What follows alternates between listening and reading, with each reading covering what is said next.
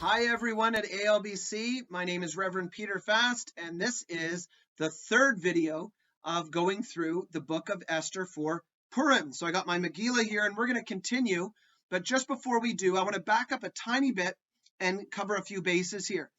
So the end of chapter 2, in verse 21, it says, "In those days, while Mordecai was sitting at the king's gate, Bigsan and Teresh, two of the king's chamberlains of the guardians of the threshold, became angry and planned to assassinate King Ahasuerus. The plot became known to Mordecai, who told it to Queen Esther, and Esther informed the king in Mordecai's name. The matter was investigated and corroborated, and they were both hanged on gallows."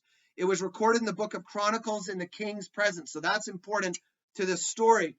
When we go into chapter 3, we are introduced to Haman. Boo! This is the bad guy. And Haman gets really ticked off because Mordecai will not bow down to him and prostrate himself.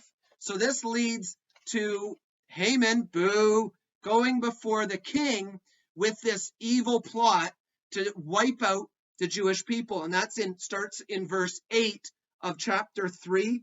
And when they decide on the 13th of Adar with the casting of lots, which is where we get Purim, the word Purim from, it says in verse 13, "Letters were sent by courier to all the king's provinces to destroy, to slay, and to exterminate all Jews, young and old, children and women, in a single day, the 13th day of the 12th month, which is the month of Adar, and to plunder their possessions." So this is absolutely desperate.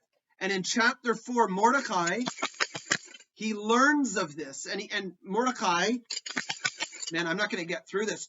He rips his clothes and he weeps bitterly. He tells all the Jews to fast, to lament, to basically put on ashes and sackcloth. And Esther gets word of this. And Esther is desperate. And so basically, Mordecai pleads with her to go before the king and basically beg him to intervene.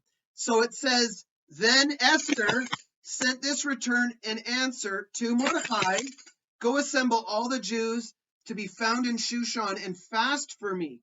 Do not eat or drink for 3 days, night or day. I with my maids will fast also. Then I will go into the king through it, though it's unlawful. And if I perish, I perish.' Mordecai then left and did exactly as Esther had commanded him."